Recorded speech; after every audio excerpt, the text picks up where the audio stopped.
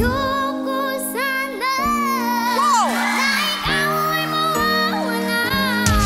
Sino ba naman ang hindi mapapanganga sa kanyang napakaliit lamang na pangangatawan noon at sa kanyang musmus na edad? Halos nayanig ang buong Pilipinas nang siya ay umawit sa unang season ng The Voice Kids sa ABS-CBN noong taong 2014. Pagkat ikaw ang tanging laman ng aking mundo, ng aking puso, ng aking buhay. Nasa mahigit isang dekada na din ang lumipas mula nang pabilibin niya tayo sa The Voice Kids. Kamusta na nga ba ngayon si Laika Gayranod? Ano na nga bang kanyang pinagkakaabalahan sa kasalukuyan? Si Laika Jane Epe Gayranod na ipinanganak noong 21 ng Nobyembre 2004 ay isang Filipino na mga awit at aktres. Siya ang nagwagi sa unang season ng The Voice Kids Philippines kung saan nakamit niya ang isang kontrata sa ilalim ng UMG Philippines. Pagkatapos ng kanyang tagumpay sa programa, nagsimula siyang magpakita sa telebisyon bilang isang aktres kung saan ginampanan niya ang kanyang sariling karakter sa Maalaala Mo Kaya na ipinalabas sa ABS-CBN. Kasunod nito, naging isa rin siyang panauhin sa hawak kamay ng ABS-CBN noong sumunod na buwan. Si Laika Jane Epe Gayranod ay ipinanganak sa Tanza, Cavite.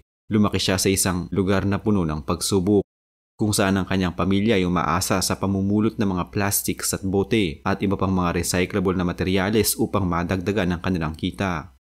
Ang kanyang ama ay isang mangingisda, samantalang ang kanyang ina, si Maria Nesel Gayranod, ay naghahanap buhay bilang isang scavenger o nangangalakal ng mga ginamit na mga bote at lumang dyaryo. Bilang isang bata, tumulong si Gayranod sa kanyang ina at kumanta sa mga kapitbahay bilang kapalit ng kaunting pera at pagkain. Ayon kay Gayranod, hindi siya pinilit ng kanyang ina upang mangalakal ng mga recyclable na materyales, kundi ito ay isang likas na nais niyang gawin upang makatulong sa kanyang pamilya at magkaroon ng maliit na allowance. Ang kanyang dedikasyon at pagsusumikap sa kabila ng mga paghihirap ay nagpatunay ng kanyang matatag na karakter at pagmamahal sa pamilya.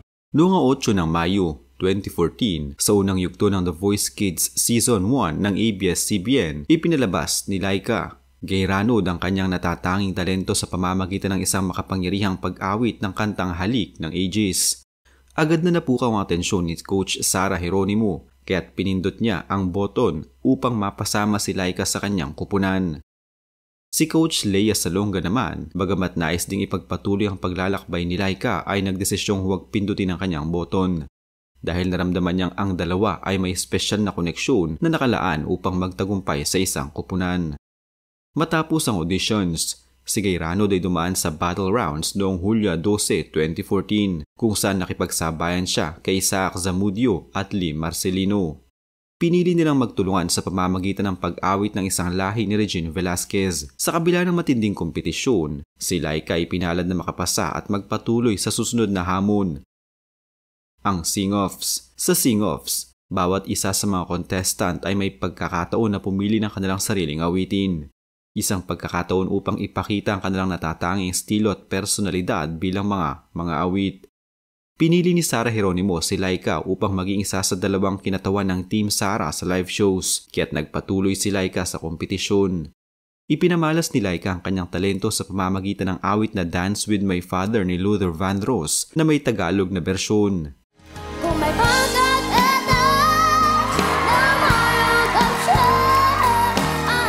ang kanyang makapangyarihang pagganap ay nagbigay daan sa kanya upang magpatuloy sa semifinals. Sa semifinals, ipinakita ni Laika ang kanyang kahusayan at pagkatao sa pamamagitan ng awit na Pangarap na Bituin, isang kanta na orihinal na isinulat at kinover ni Sarah Geronimo. Sa kanyang nakakaantig na interpretasyon, nakuha na naman niya ang pinakamataas na bilang ng boto mula sa mga manonood at pinili siyang magpatuloy sa finals ng The Voice Kids Philippines. Ang live finals ay isang makulay at puno ng tensyon na kaganapan kung saan ang bawat kalahok ay nagbigay ng kanilang pinakamagaling na pagtatanghal. Sa unang rounds ng finals, inawit ni Laika ang Narito Ako ni Regine Velasquez, isang awit na nagpapakita ng kanyang lakas at emosyonal na lalim. Sa ikalawang round, sumabak siya sa Call Me Maybe ni Carly Rae Jepsen na nagpapakita ng kanyang versatility at galing sa pagpapasaya ng mga tao. Sa huling round ng kompetisyon, muling ipinamalas ni Laika ang kanyang natatanging husay sa pag-awit ng Basang-Basa sa Ulan ng Aegis na siyang nagbigay ng huling patunay ng kanyang pagiging isang mahusay na mga awit. Sa kabila ng lahat ng hamon, ang kanyang mga pagtatanghali naghatid sa kanya ng pinakamataas na bilang ng boto mula sa mga tagahanga at manonood.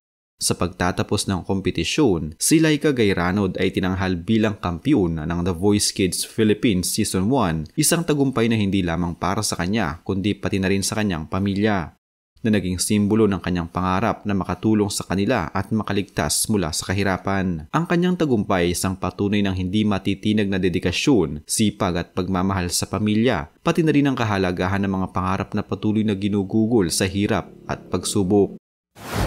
Ngayon, ang dating batang-batang si Laika ay ganap ng isang dalaga. Ipinakilala din niya sa publiko ang kanyang kasintahan. Kung noon ay natutulog sila sa mga bangketa at namumulot ng basura, ngayon kahit paano ay may maayos na silang bahay na may tuturing nilang pag-aari nila. Patuloy pa rin si Laika sa pag-abot sa kanyang mga pangarap at hindi pa din humihinto sa pagkanta. Sa kasalukuyan ay aktibo pa din si Laika sa mga TV castings at live events.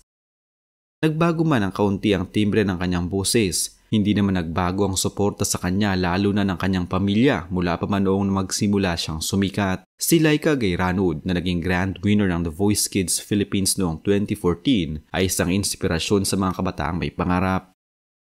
Sa kabila ng lumaki sa isang mahirap na pamilya, nakuha niyang makamit ang tagumpay sa pamamagitan ng pagsusumikap, talento at suporta ng pamilya. Ipinapakita ng kanyang buhay ang kahalagahan ng pagpapahalaga sa pamilya, pagiging mapagkumbaba at mabuting tao, at ang hindi pagsuko sa kabila ng mga pagsubok. Mahalagang aral mula sa kanyang kwento ang pagpapahalaga sa edukasyon, pagtanggap sa sarili at ang tiyaga at pagsusumikap na kinakailangan upang magtagumpay, anuman ang mga hamon na dumarating.